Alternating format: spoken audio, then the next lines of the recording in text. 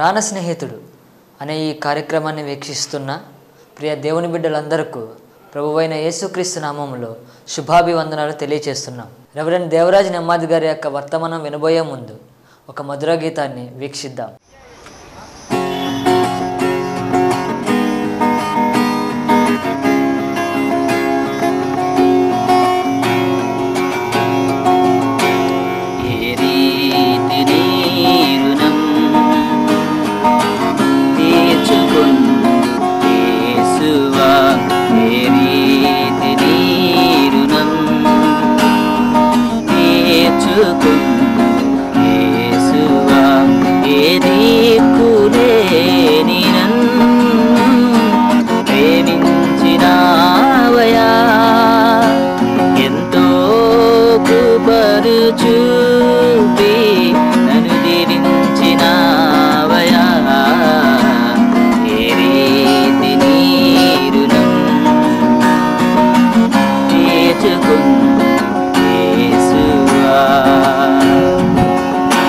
పాపాల సంద్రమందున పయనించు వేళలో పాషాణ మనసు మార్చి పరిశుద్ధుని చేశావయా.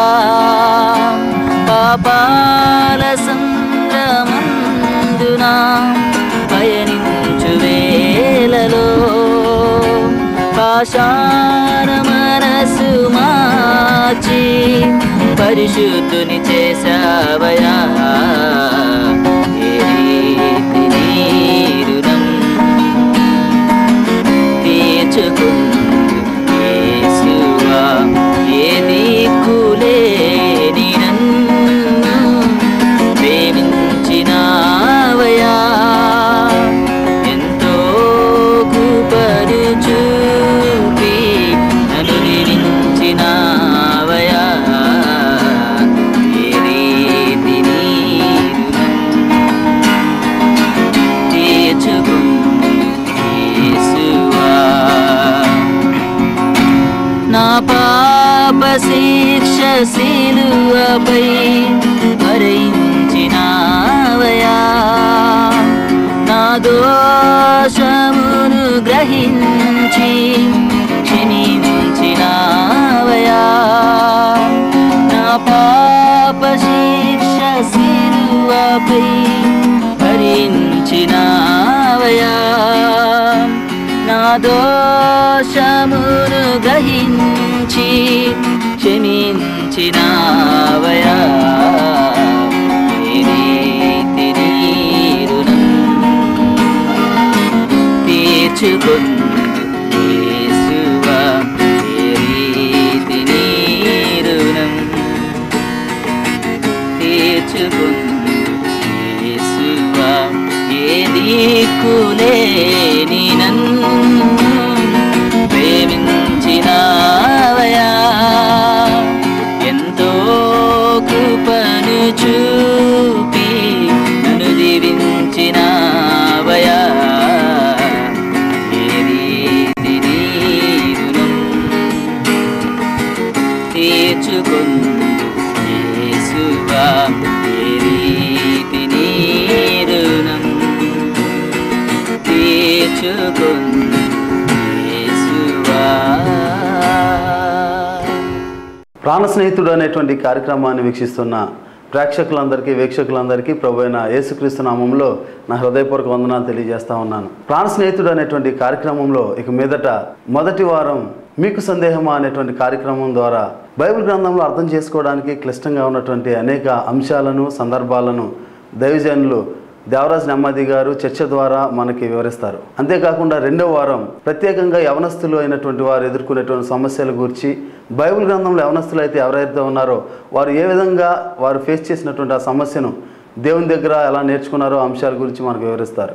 ఇక 3వ వారం రక్షణ సువార్తను గురించి ప్రభువారు మన జీవితాల కొరకు మానవులైనటువంటి వారందరి కొరకు చేసినటువంటి ఆ రక్షణ సువార్తను మనకు వివరిస్తారు. చివరి వారం ఇంగ్లీష్లో దేవుని యొక్క సందేశాన్ని మనకి అందిస్తారు. ఈ యొక్క మార్పును వీక్షకులైనటువంటి మీరు గుర్తించుకోవాల్సిందిగా ప్రభు పేట మనం చేస్తా ఉన్నాం. ప్రాణ స్నేహితుడు అనేటువంటి కార్యక్రమానికి మీ అందరికీ సాదరంగా ఆహ్వానం తెలియజేస్తా ఉన్నాం. ఈ కార్యక్రమంలో ప్రత్యేకంగా మీకు సందేహం అనేటువంటి కార్యక్రమంలో బైబిల్ గ్రంథంలో ఉన్నటువంటి అనేక సందేహాలను నివృత్తి చేయడానికి, మనం అర్థం చేసుకోవడానికి కష్టంగా ఉన్నటువంటి ఆ యొక్క అంశాలను మనకు తెలియజేయడానికి దైవజనులు రెవరెండ్ దేవరాజ్ నెమ్మాది గారు మన మధ్యలో ఉన్నారు.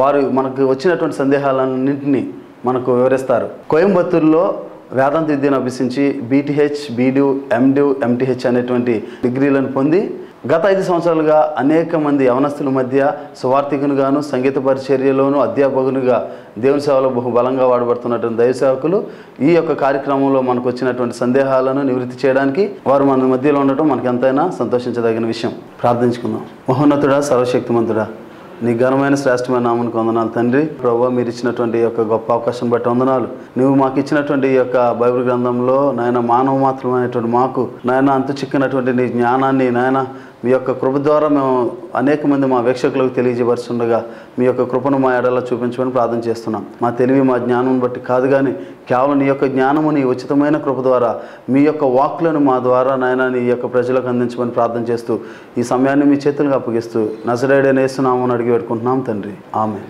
వందనాలండి. సార్, ఈరోజు ఆదికాండం 6వ అధ్యాయంలో సందేహం ఉందండి. అదేంటంటే నోహ కాలంలో వచ్చినటువంటి జలప్రలయం ఆ ప్రాంతానికి సంబంధించిందా, లేకపోతే ఆ జలప్రలయం ప్రపంచం అంతా వచ్చిందా అనేది సందేహం అండి. ఈ యొక్క సందేహము చాలా మందికి ఉండొచ్చు. అదేంటంటే నోవహు కాలంలో వచ్చినటువంటి జలప్రలయం ఒక ప్రాంతానికి, అంటే ఆనాడు నోవహు ఉన్నటువంటి ఆ దేశము మాత్రమే వచ్చిందా, లేకపోతే ప్రపంచం మొత్తం వచ్చిందా అనేటువంటిది చాలా మందికి సందేహం. మంచి ప్రశ్న అడిగారు. అయితే దీనికి సమాధానం చెప్పడానికి మనం ఎక్కడికెక్కడికో వెళ్ళవసరం లేదు. బైబిల్లోనే మనకు సమాధానం ఉంది. ఇది ప్రాంతీయమైనటువంటి జలప్రలయమా, లేకపోతే మరి విశ్వమంతా వచ్చిందా, లేదంటే ఈ యొక్క భూప్రపంచాన్ని మొత్తాన్ని మరి కమ్మేసిందా అనేటువంటి విషయాన్ని గురించి మనం ఈరోజు మనం ఒకసారి చూద్దాం. మనం చూసినట్లయితే మొట్టమొదటిగా ఆదికాండము 6వ అధ్యాయము 6వ వచనం నుంచి మనం చదివినట్లయితే చూడండి. తాను భూమి మీద నరులను చేసినందుకు యెహోవా సంతాపం నొంది తన హృదయంలో నొచ్చుకొనెను. అప్పుడు యెహోవా, నేను సృజించిన నరులను, నరులతో కూడా జంతువులను, పురుగులను, ఆకాశ పక్ష్యాదులను భూమి మీద నుండకుండా తుడిచివేయుదును. యాలయనగా నేను వారిని సృష్టించినందుకు సంతాపం నుండి ఉన్నానని. ఒకసారి మరలా దాన్ని మనం చూసినట్లయితే అక్కడ మాట ఉంటుంది ఏంటంటే ఆకాశ పక్షాదులను భూమి మీద నుండకుండా, అంటే దేవుడు ఒక ప్రాంతంలో ఉండకుండా అని చెప్పలేదు. భూమి మీద ఉండకుండా అంటే అర్థం ఏంటి? ప్రపంచం మొత్తం వచ్చింది అని అర్థం, వస్తుంది అని దేవుడు నోవాహుకి తెలియజేసినట్లుగా ఇక్కడ మనం చూస్తున్నాం. అంతేకాకుండా ఈ జలప్రలయం భూమి నిండా వచ్చింది అని చెప్పడానికి మరలా మనం చూసినట్లయితే అదే ఆదికాండము 6వ అధ్యాయము 13వ వచనంలో మనం చూసినట్లయితే అక్కడ మనకు తెలియజేస్తున్నాడు. చదవండి.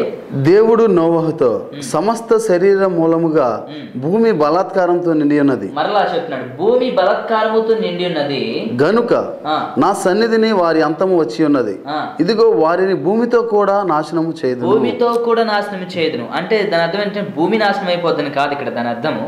కానీ ఇక్కడ మనం గ్రహించవలసిన విషయం ఏంటంటే భూగోళంలో ఉన్నటువంటి ప్రతి ఒక్కరు కూడా, నరుడు అనేటువంటి వాడు, జంతువు అనేటువంటిది, ప్రతి ఒక్కటి కూడా దేవుడు నాశనం చేస్తానని దేవుడు చెప్పినట్లుగా దేని యొక్క వాక్యం మనకి తెలియజేస్తుంది. అంటే ఆదికాండములో 6వ అధ్యాయంలో వచ్చినటువంటి యొక్క జలప్రలయం అనేటువంటిది ఒక ప్రాంతానికి సంబంధించినది కాదు. ఇది ప్రపంచమంతా కూడా వచ్చినట్లుగా బైబిల్ మనకి చాలా క్లియర్గా మనకి తెలియజేస్తుంది. ఇది 2వ ఎవిడెన్స్. అయితే 3వ ఎవిడెన్స్గా మనం ఇంకోటి చూద్దాం. ఆదికాండము 7వ అధ్యాయము 19 నుంచి 21వ వచనం వరకు మనం చదువుదాం. ఆ ప్రచండ జలములు భూమి మీద అత్యధికముగా ప్రబలినందున ఆకాశమంతటి క్రిందనున్న గొప్ప పర్వతములన్నీ మునిగిపోయాను. ఆకాశము క్రిందనున్న అంటే ఒక ప్రాంతం అని లేదు ఇక్కడ, ప్రపంచం మొత్తము కూడా ఉన్నటువంటి పర్వతములన్నీ కూడా మునిగినట్లుగా దేవుని యొక్క వాక్యం తెలియజేస్తుంది. ఆకాశం క్రింద అంటే భూమి మీద సమస్తం కూడా మునిగిపోయినాయి. అంటే వచ్చినటువంటి జలప్రలయము ప్రాంతీయమైనటువంటిది కాదు, ఇది ప్రపంచమంతా కూడా వచ్చినది అని మనం అర్థం చేసుకోవాలి. చదవండి. 15 మూరల ఎత్తున్న నీళ్లు ప్రచండముగా ప్రబలను గనుక పర్వతములను మునిగిపోయాను. అప్పుడు పక్షులేమి, పశువులేమి, మృగములేమి, భూమి మీద ప్రాకు పురుగులేమి, భూమి మీద సంచరించు సమస్త శరీరులేమి సమస్త నరులేమి చచ్చిపోయిరి. అప్పుడు పక్షులేమి, పశువులేమి, మృగములేమి, భూమి మీద ప్రాకు పురుగులేమి, భూమి మీద సంచరించు సమస్త శరీరులు సమస్త నరులేమి చనిపోయారు. ఇక్కడ మనం అర్థం చేసుకోవాల్సిన విషయం అంటే ఆ సమస్త అనే మాట మనం చూస్తున్నాం కదా పదం. ఆ పదానికి అర్థం ఏంటంటే అన్ని, ఎవ్రీథింగ్, అంటే ఏమీ వదలకుండా భూమి మీద ఉన్నటువంటి ప్రతి ఒక్కటి కూడా దేవుడు వాటిని నాశనం చేసినట్లుగా దేని యొక్క వాక్యం తెలియజేస్తుంది. దీన్ని బట్టి మనం అర్థం చేసుకునే విషయం ఏంటంటే నోవహు కాలంలో వచ్చినటువంటి జలప్రళయం అనేటువంటిది ఒక ప్రాంతీయమైనటువంటిది కాదు, ఇది ప్రపంచమంతా వచ్చినటువంటిది అని మనకి బైబిల్ చాలా క్లియర్గా మనకు తెలియజేస్తుంది. అంతేకాకుండా ఆ యొక్క 20వ వచనంలో 15 మూరల ఎత్తున అనుంది. 15 మూరల ఎత్తు అంటే మనం కోల్చుకునేటువంటి ఈ మూరలు కాదు, వారి యొక్క లెక్కలు వేరు, మన లెక్కలు వేరు. మరి పర్వతమును కూడా ముంచివేసింది అంటే ఆ జలప్రళయం ఎంతో గొప్పదో మనం అర్థం చేసుకోవాల్సింది కోరుచున్నాం. అంతేకాకుండా మనం చూడాల్సిన విషయం ఏంటంటే భూమి మీద ఉన్న సమస్త శరీరులు, నరులు, జంతువులు అన్నీ కూడా చనిపోయినట్లుగా దేని యొక్క వాక్యం తెలియజేస్తుంది. అంటే ఇది ప్రాంతీయమైనటువంటిది కాదు, ప్రపంచమంతా వచ్చినటువంటి జలప్రళయం అని మనం క్లియర్గా మన బైబిల్లోంచి మనం తెలుసుకోవచ్చు. చాలామంది అది ఒప్పుకోకుండా అది ప్రాంతీయ జలప్రళయమే మాత్రమే, ప్రపంచమంతా రాలేదు అని చెప్తూ ఉంటారు. కానీ అలాంటిది కాదు, ఇది ప్రపంచమంతా వచ్చినటువంటి జలప్రళయం అండి. ఓకే, మనం కిందకి ఒకసారి 21వ వచనం కూడా చదవండి. అప్పుడు పక్షులేమి, పశువులేమి, మృగములేమి, భూమి మీద ప్రాకు పురుగులేమి, భూమి మీద సంచరించు సమస్త శరీరులేమి సమస్త నరులేమి చచ్చిపోయిరి. పొడి నేల మీదనున్న వాటన్నిటిలోనూ నాసికారంధ్రములలో జీవాత్మ సంబంధమైన ఊపిరి గలవన్నీ చనిపోయాను. ఊపిరి గలవన్నీ చనిపోయాను. పొడిగానున్న నేల మీద అని ఇక్కడ దేవుని యొక్క వాక్యం తెలియజేస్తుంది. అంటే భూమి మీద ఉన్న ప్రతి ఒక్కటి సమస్తమును దేవుడు నాశనం చేసినట్లుగా దీని యొక్క వాక్యం తెలియజేస్తుంది. కాబట్టి ఈ 4 ఎవిడెన్స్ ద్వారా మనం ఖచ్చితంగా తెలుసుకోవచ్చు. అదేంటంటే జలప్రళయం అనేటువంటిది ప్రాంతీయమైనటువంటిది కాదు, అది ప్రపంచమంతటా వచ్చినటువంటిది. అందుకనే దేవుడు మరలా అటువంటి గొప్ప వినాశనమును ఈ లోకంలోనికి తేకుండా ఆయన యొక్క ధనస్సును ఆకాశంలో ఉంచినట్లుగా మనం చూస్తున్నాం. మనం దాన్ని ఇంద్రధనస్సు అంటాం కదండి. అది నిజానికి ఇంద్రుణ్ణి జతపరిచి ఆ ధనస్సుని ఇంద్రధనస్సు అని వారు పెట్టిన పేరు అది. కానీ నిజానికి బైబిల్లో ఇంద్రధనస్సు అని లేదండి, అది దేవుని యొక్క ధనస్సు అని ఉంటుంది, ఆయన ధనస్సు అని ఉంటుంది. కాబట్టి అది దేవుని యొక్క ధనస్సు, ఇంద్రధనుసు కాదు, అది దేవుని యొక్క ధనుసు. ఆయన మరలా అటువంటి గొప్ప జలప్రళయాన్ని లోకానికి పంపించకుండా వాగ్దానాన్ని దేవుడు చేశాడు. ఈ విధంగా మరి జలప్రళయం ప్రపంచమంతా వచ్చింది. చాలామంది ఏ సైంటిస్ట్ చెప్పాడు, ఎవరు చెప్పారు అంటూ ఎవరెవరి గురించో చెప్పుకుంటూ వస్తుంటారు. మనకి ఎవరో చెప్పవసరం లేదండి, మనకి బైబిల్ చెప్తే చాలు. మరి బైబిల్లో ఉన్నటువంటి ప్రశ్నలకు బైబిలే సమాధానం చెప్పాలి, కానీ ఎవరో ఒక సైంటిస్ట్ చెప్పాడనో, లేదంటే ఎవరో ఒక కలెక్టర్ చెప్పాడు, ఒక వేదాంత విద్యను అభ్యసించిన గొప్ప గురువు ఒకరు చెప్పారు, వారి మాటలు మనం పట్టించుకున్న అవసరం లేదు. పరమ గురువు అయినటువంటి దేవుడు రాయించినటువంటి ఏక పరిశుద్ధ గ్రంథంలో ప్రతి ప్రశ్నకు సమాధానం ఉంది. మనం సరిగ్గా చదివితే మనకే అర్థమవుద్ది. కాబట్టి దీన్ని పఠించవలసిందిగా మేము దేవుని పేట మిమ్మల్ని అందరూ కూడా మనవి చేస్తున్నాను. చాలా వందనాలండి.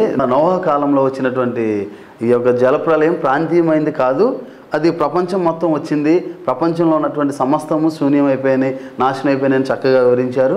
అయితే మరొక సందేహం ఏంటంటే ఈ నోవహు కాలంలో వచ్చినటువంటి జలప్రళయంలో నోవహు తయారు చేసినటువంటి ఓడలో సమస్త జీవరాశులు మగది ఆడది వెళ్ళాయని చెప్పేసి లేఖన భాగంలో మనం చూస్తూ ఉన్నాం. ఈ లేఖన భాగంలో ఈ చూసినటువంటి మాటలను బట్టి ఒక సందేహం ఏంటంటే ఇన్ని జీవరాశులు ఆ పడవలోకి వెళ్తే అది ఎంత పెద్ద ఓడ అయి ఉంటుంది, దాని విస్తీర్ణం ఎంత అనేది ఒక సందేహం.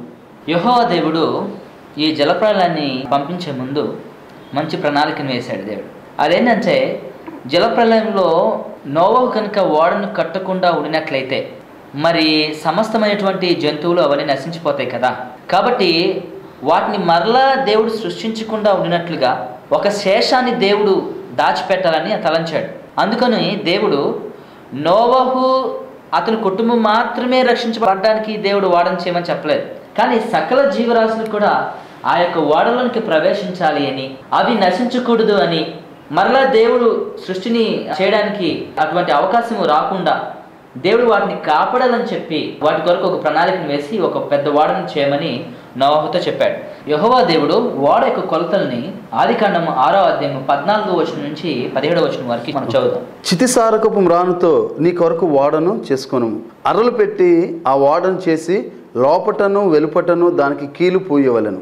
నీవు దాన్ని చేయవలసిన విధం ఇది: ఆ ఓడ 300 మూరలు పొడగును, 50 మూరలు వెడల్పును, 30 మూరలు ఎత్తును గలదై ఉండవలెను. ఆ ఓడకు కిటికీ చేసి పైనుండి 3 క్రిందికి దాన్ని ముగించవలెను. ఓడ తలుపు దాని ప్రక్కన ఉంచవలెను.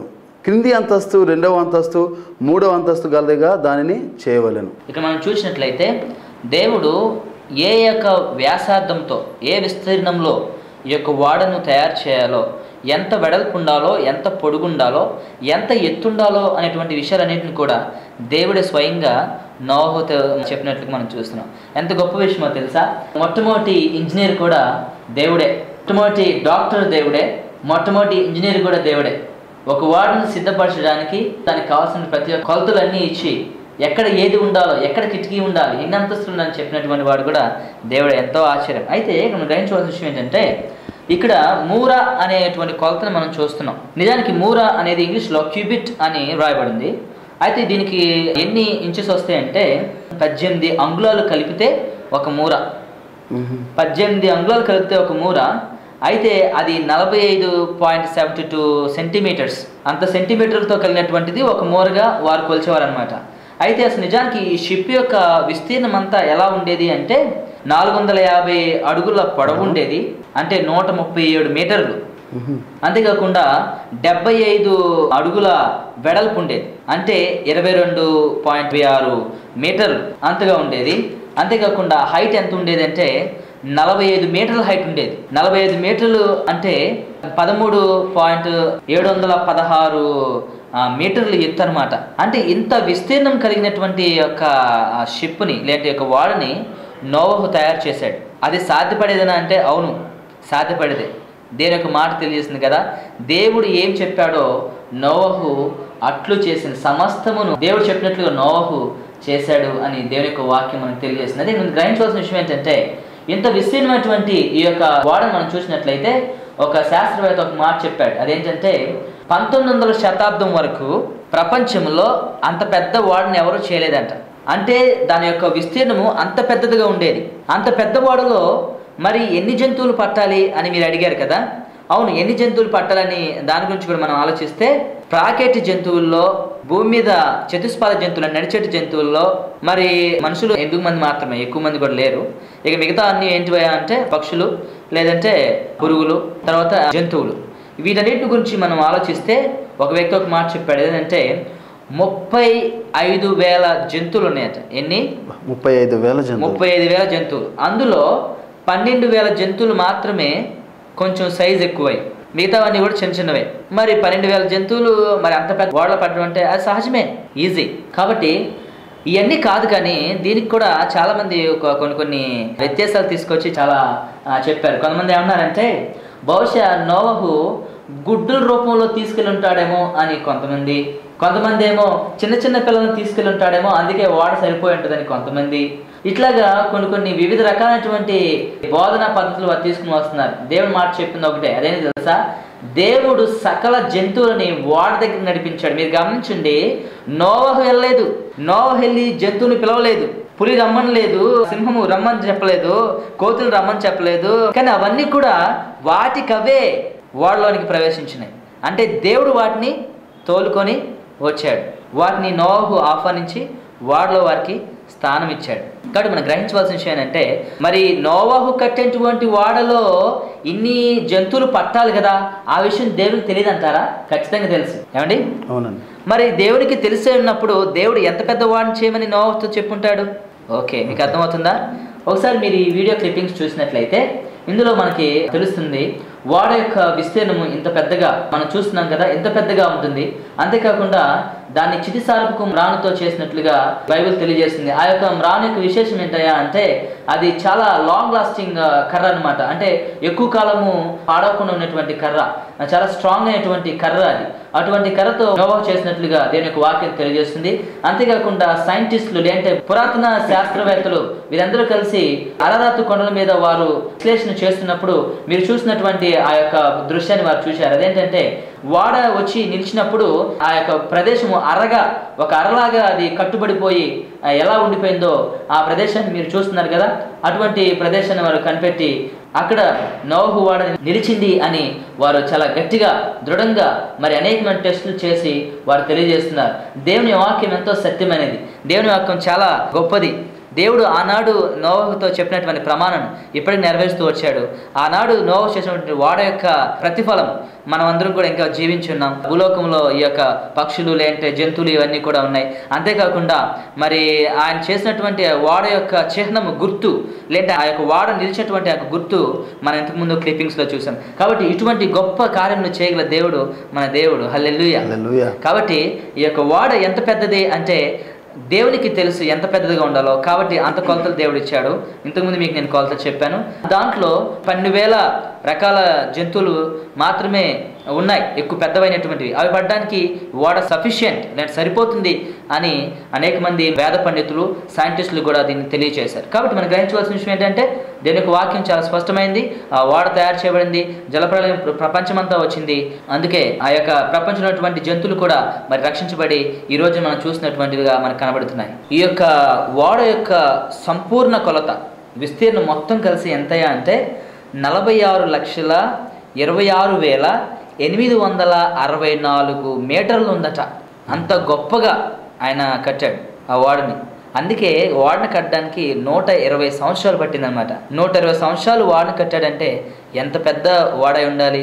కాబట్టి ఇంత గొప్ప ఓడలో అన్ని జంతువులు పడడం చాలా సులువు అనేటువంటిదిగా మనం గుర్తించాలి. కాబట్టి దేవుడు చాలా గొప్ప కార్యం చేశాడు. ఇప్పుడు భూమి మీద ఉన్నటువంటి సమస్త జనాంగం కూడా నోవాహు ఆయన కుటుంబం నుంచి వచ్చినటువంటి వారే. కాబట్టి మనందరం కూడా నోవాహు ఒక భక్తిమంతుడు, ఒక నీతిమంతుని యొక్క తరంలో నుండి వచ్చాము అని మనం చాలా సంతోషించాలి. మరొక ప్రశ్న అండి, చెప్పండి. ప్రపంచంలో ఎత్తైన పర్వతం ఎవరెస్ట్. అయితే ఈ నోవాహు ఓడ ఎత్తైన పర్వతం మీద ఆగాల్సింది పోయి ఈ అరారాతు కొండ మీద ఎందుకు ఆగిందంటారు? అదే ఎవరెస్ట్ మీద ఉండాల్సినటువంటి పర్వతం ఎందుకు ఈ అరారాతు కొండ మీదే ఆగింది? ఈ ప్రశ్నకి సమాధానం చాలా సింపుల్. మనం గ్రహించవలసిన విషయం ఏంటంటే బహుశా ఈ ఓడ ప్రయాణం అనేటువంటిది ప్రపంచం మొత్తం మునిగిపోయిన తర్వాత ఓడ ఎక్కడ ఉందనేది తెలియదు. సముద్రంలో మనం ఉన్నప్పుడు సముద్రం కింద ఏ భాగంలో మనం ఉన్నాం అనేది ఇప్పుడు టెక్నాలజీ ఉంది కాబట్టి కనబడుతున్నారు. కానీ ఇంతకు ముందు ఎక్కడున్నామో మనకు తెలియదు. ఇప్పుడు దిక్సూచికలు ఉన్నాయి, లేదంటే ఇప్పుడు ఏ డైరెక్షన్లో వెళ్తే ఎక్కడికి వెళ్తామని తెలుస్తుంది. బట్ ఆ రోజుల్లో మరి ఎక్కడున్నామనేది తెలియదు. కాబట్టి ఈ యొక్క నీళ్ళ చేత ఈ యొక్క ఓడ పైకి ఎత్తబడినప్పుడు మరి ఏ ప్రదేశాలు తిరిగిందో మనకు తెలియదు. కానీ మరి దేవుడు ఎప్పుడైతే వర్షాన్ని ఆపేశాడో 40 రోజులు వర్షం కురిసింది కదా రాత్రింబాగాలు. ఆ 40 రోజులు రాత్రింబాగాలు వర్షం కురిసిన తర్వాత దేవుడు ప్రచండమైన గాలిని పంపించి మరి నీటిని ఆరిపో చేసినప్పుడు ఆ ఓడ ఎక్కడైతే మరి ప్రయాణంలో ఉండి ఆగిందో అక్కడ ఉన్నటువంటి పర్వతం మీద ఆగింది. అది ప్రపంచంలో ఎత్తైన పర్వతం ఎవరెస్ట్ నిజమే, కానీ అక్కడే వచ్చి ఆగడం లేదు. ఎందుకంటే ఆ ఓడ ప్రయాణిస్తూ అరారాతు కొండ ఎక్కడైతే ఉందో దాని పైన ఉండుంటుంది. బహుశా ఎప్పుడైతే నీళ్లు ఇంకడం మొదలు పెట్టినాయో అది ఎక్కడుందో అక్కడ మెల్లగా అలాగా కిందకి వాలి అరారాతు కొండల మీద ఆగినట్లుగా మనం చూస్తున్నాం. అంతేగాని ఏ పర్వతం మీద ఎత్తుందో ఆ పర్వతం మీద ఆగలై అనే ఒక రూల్ అయితే ఏం లేదు. ఎక్కడైతే అది ప్రయాణంలో ఉంటుందో నీళ్ళు ఇంకిపోతే అక్కడ అది అలా కిందకి దిగిపోతుంది. కాబట్టి ఈ ఓడ ప్రయాణంలో వారు ఎటు వెళ్ళారో మనకు తెలియదు. మొత్తానికి వారు ఆగింది మాత్రం అరారాతు కొండల మీద. మరి అరారాతు కొండలు ఎవరెస్ట్ కంటే చిన్నవే. కాబట్టి అరారాతు కొండ మీద నిలిచింది అంటే అరారాతు పర్వతం బయటపడక ముందే ఎవరెస్ట్ పర్వతము బయటపడి ఉండుండొచ్చు అనేటువంటిది చిన్న భావన అంతే. చాలా వందనాలండి. మరొక ప్రశ్న అండి, చెప్పండి. నోవాహు జలప్రలయం అయిపోయిన తర్వాత కిందకు వచ్చేసారు. పడవలోంచి బయటకు వచ్చిన తర్వాత నోవాహు బలిపీఠం కట్టి దేవునికి బలి నర్పించినట్టుగా జంతువుని సమర్పించినట్టుగా మనం చదువుతా ఉన్నాం. అయితే డౌట్ ఏంటంటే మాకు బలి అర్పించినటువంటి వాటిలో మొగది ఆడది వెళ్ళి అని చెప్పేసి బైబిల్లో ఉంది. వచ్చిన తర్వాత బలి అర్పించాడు జంతువుల్ని. అయితే నాకు డౌట్ ఏంటంటే కొన్ని జంతువులు అంతరించిపోయాయి. ఆ బలి అర్పించడానికి పశువులు అవసరం కదా. ఆ బలి అర్పించిన తర్వాత జంతువులు ఒక జాతి అంతరించిపోయిందా ఏంటనేది డౌట్. మంచి ప్రశ్న బ్రదర్. ఇక్కడ మనం చూసినట్లయితే చూడండి ఒకసారి ఆదికాండం 7వ అధ్యాయము 1 నుంచి మనం చదువుదాం. యెహోవా, ఈ తరము వారిలో నీవే నా ఎదుట నీతిమంతుడు ఎండుట చూచి తిని గనుక నీవును నీ ఇంటి వారిని ఓడలో ప్రవేశించుడి. పవిత్ర జంతువులలో ప్రతి జాతి పోతులు 7 పెంటులు 7 పవిత్రములు కాని జంతువులలో ప్రతి జాతి పోతును పెంటుయు 2 ఆకాశ పక్షులలో ప్రతి జాతి. అంటే పవిత్రమైన వాటినేమో 7 అపవిత్రమైన అంటే పవిత్రము కాని వాటినేమో 2 అంటే ఒకటి మొగది ఆడదేమో పవిత్రము కానివి, పవిత్రమైనటువంటి వాటిని 7 తీసుకొని రమ్మని చెప్పాడు. లేదంటే వాటిని పంపించాడు యెహోవా దేవుడు. ఓకే. అదే విధంగా మనం చూసినట్లయితే ఆదికాండం 8వ అధ్యాయము 20వ వచనంలో మనం చూసినట్లయితే అప్పుడు నోవహు యెహోవాకు బలిపీఠం కట్టి పవిత్ర పశువులన్నిటిలోను పవిత్ర పశువులన్నిటిలోను పక్షులన్నిటిలోను, ఎందుకంటే అవి 7 ఉన్నాయి కాబట్టి, ఓకే అవి 7 ఉన్నాయి కాబట్టి దేవుడు ముందుగానే ప్రణాళికను ఏర్పరిచి వాటిని 7గా పంపించి, జతలుగా పంపించి వాటిని నోవాహుకు బలి అర్పించాడు. అంటే ఏ జాతి కూడా నశించలేదు. పవిత్రమైన 7 ఉన్నాయి కాబట్టి వాటిలో కొన్నిటిని దేవుడికి అర్పించాడు. కాబట్టి ఏ జాతి కూడా నశించలేదన్నమాట, అది విషయం. కానీ అపవిత్రమైన మాత్రం 2 అక్కడ మనం తెలుసుకోవాల్సిన విషయం. సార్ చివరిగా ఒక ప్రశ్న, దేవుడు సమస్తాన్ని నాశనం చేస్తాను అని చెప్పి తెలియజేశారు. అయితే నాకు డౌట్ ఏంటంటే వాటర్లో ఉన్నటువంటి చేపలు, తిమింగలాలు అవి కూడా నాశనం అయ్యాయా లేదా? నీళ్ళలో ఉన్నటువంటివి. మనం గ్రహించవలసిన విషయం ఏంటంటే 6వ అధ్యాయం ఆదికాండము 7వ వచనం నుంచి చదువుదాం. అప్పుడు యెహోవా, నేను సృజించిన నరులను, నరులతో కూడా జంతువులను, పురుగులను, ఆకాశ పక్షాదులను భూమి మీద ఉండకుండా తుడిచివేయుదును. చూసారా, ఆకాశ పక్షులను, జంతువులను అని మాత్రమే చెప్పాడు, అంతేగాని జలములో ఉన్నటువంటివి అని చెప్పలేదు. ఓకే, అంతేకాకుండా మరి యొక్క వచనం మనం చూసినట్లయితే ఆదికాండము 7వ అధ్యాయము 21 నుంచి 23 వరకు మనం చూసినట్లయితే, అప్పుడు పక్షులేమి, పశువులేమి, మృగములేమి, భూమి మీద ప్రాకు పురుగులేమి, భూమి మీద సంచరించు సమస్త శరీరులేమి, సమస్త నరులేమి చచ్చిపోయిరి. పొడి నేల మీద నున్న వాటన్నిటిలోను, నాసికారంధ్రములలో జీవాత్మ సంబంధమైన, ఒక నిమిషం ఆగుదాం, పొడి నేల మీద ఉన్నటువంటి వాటిని, అంతేగాని తడిలో ఉన్నటువంటి వాటిని అంటే ఐ మీన్ జలములో ఉన్నటువంటి వాటిని కాదు దేవుడు నశింపజేసింది, పొడి నేల మీద ఉన్నటువంటి వాటిని, అంటే భూమి మీద ఉన్న సమస్తాన్ని దేవుడు నాశనం చేశాడు, అంతేకాని నీళ్ళలో ఉన్న వాటిని కాదు. కాబట్టి జీవచరాలైనటువంటి ఈ యొక్క తిమింగలాలు, చేపలు లేతే ఇవన్నీ కదా, అవి ఉండేవి జలముల్లో ఉంటాయి. కాబట్టి దేవుడు వాటిని నాశనం చేస్తానని చెప్పలేదు, కానీ భూమి మీద ఉన్నటువంటి సమస్తాన్ని నాశనం చేస్తానని దేవుడు చెప్పాడు. ఇంత చక్కని సందేహాలను మాకు వివరించి దేవుని యొక్క వాక్య వెలుగులో ఆయన జ్ఞానాన్ని సంతరించుకొని మాకు తెలియజేసినందుకు మీకు ప్రత్యేకమైన వందనాలు తెలియజేస్తా ఉన్నాను. సార్ మరొక ప్రశ్న ఏంటంటే, ఆదికాండం 10వ అధ్యాయంలో వారి భాష, వారి జాతుల ప్రకారం వేరే పేరు ఉంది. అదే ఆదికాండం 11వ అధ్యాయంలో ప్రపంచమందంతటా ఒకే భాష ఉన్నదని రాయబడింది. దీని గురించి మాకు తెలియజేయాలి. అంతేకాకుండా యాకోబు భార్య అయినటువంటి రాహేలు తన తండ్రి ఇంటి దగ్గర నుంచి ప్రతిమ దేవతా విగ్రహం దొంగతనం చేసింది. ఎందుకు దొంగతనం చేసింది, తన యొక్క ఉద్దేశము, ప్లస్ లాభాను ఆ విగ్రహాల కోసం ఎందుకు అంత ప్రాధాయపడ్డాడు, అంత శ్రమపడి తరుముకుంటూ వచ్చాడు అనేది మాకు డౌట్ అండి. వాటి గురించి తెలియజేస్తారని ఆశపడుతున్నాం. ఈ విషయాలు మీరు తెలుసుకోవాలని ఆశిస్తున్నారా? అయితే మీరు మరలా వచ్చే ఎపిసోడ్ మీరు వీక్షించండి. ఇయే కాకుండా ఇంకా అనేకమైనటువంటి ప్రశ్నలకు దేవుని లేఖనానుసారంగా సమాధానం చెప్పడానికి మేము సిద్ధపడి ఉన్నాం. మీకు కూడా ఇటువంటి అనేకమైనటువంటి ప్రశ్నలు మీకు తలెత్తితే, అర్థం చేసుకోవడానికి కష్టమైనటువంటి ప్రశ్నలు ఏమైనా ఉంటే మీరు మాకు తెలియచేయండి. మా అడ్రస్కి మీరు లెటర్స్ ద్వారా పంపించవచ్చు, లేదంటే మాకు కాల్ చేసి మాకు మీ ప్రశ్నలు అడగవచ్చు. మేము మీకు సందేహమా అనేటువంటి ఒక ప్రోగ్రాం ద్వారా మీ యొక్క ప్రశ్నలకు సమాధానాన్ని మేము తెలియజేస్తాం. దేవుడు మిమ్మల్ని అందరినీ దీవించును గాక. ఆమేన్. మా చిరునామా రెవరెండ్ దేవరాజు నెమ్మాది గారు, grace gospel ministries, door number 30-24-177, క్రొత్త వంతెన, విజయవాడ 520002. మా ఫోన్ నంబర్స్ 9989468315 మరియు 9949942848. Our address reverend Devaraju Nemmadi గారు, grace gospel ministries, door number 30-24-177, new bridge, Vijayawada 520002. Our phone numbers 9989468315 and 994942848.